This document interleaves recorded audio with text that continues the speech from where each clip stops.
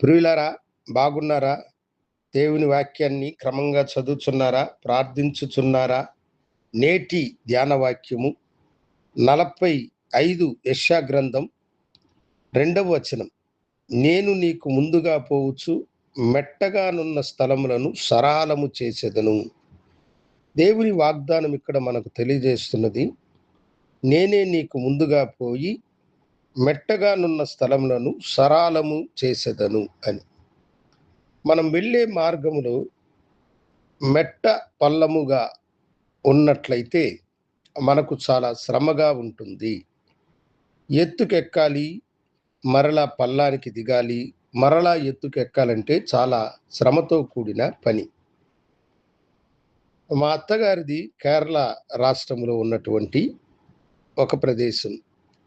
వారిల్లు ఎత్తైన కొండ మీదకు ఎక్కి మరలా లోయలోనికి దిగాలి.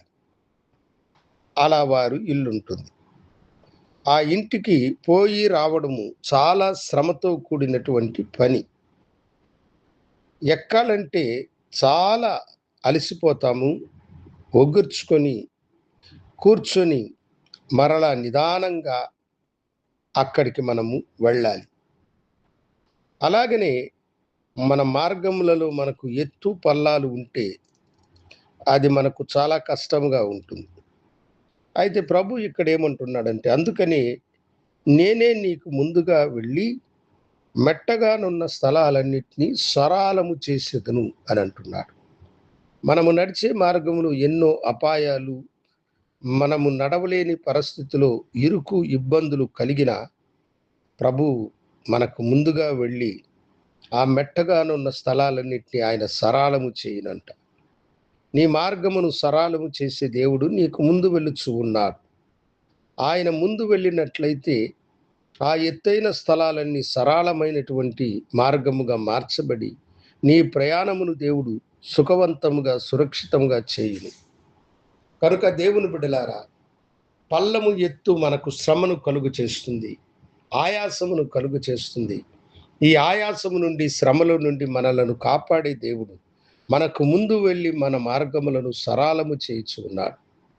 నీ మార్గమును సరాలము చేసి దేవుడు నీకు ముందున్నాడు. నీకు జరగదు అనుకున్న కార్యమును ఆయన జయప్రదము చేయగలిగిన వాడు. అయ్యో, ఈ కార్యము ఎలా నేను ఎదుర్కోగలుగుతానని నీవు అనుకుంటున్నావా? దానిని విజయవంతంగా మార్చగలిగిన దేవుడు ఆయన. నీ బిడ్డల జీవితంలోనైనా, నీ కుటుంబంలో రేగే సమస్యలనైనా, అవి ఎత్తు పల్లాలుగా ఉన్న వాటిని సరాలము చేసి నీకు ముందు ఆయనే వెళ్ళుచున్నాడు. గనుక దేవుని బిడ్డలారా, అధైర్యపడకండి. వాటన్నిటిని సరాలము చేసి దేవుడు నీకు ముందున్నాడు.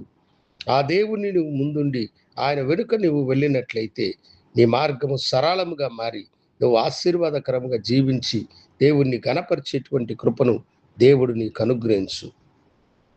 అనుగ్రహించునుగాక. ప్రార్థించుకుందాం.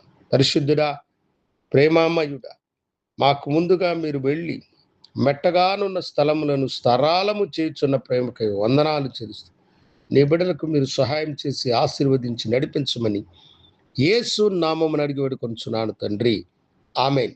శుభోదయం. ప్రభు మిమ్మలను దీవించునుగాక. ఆమేన్.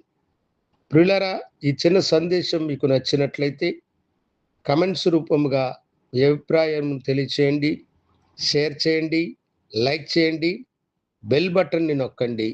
దేవుడు మిమ్మల్ని దీవించునుగాక.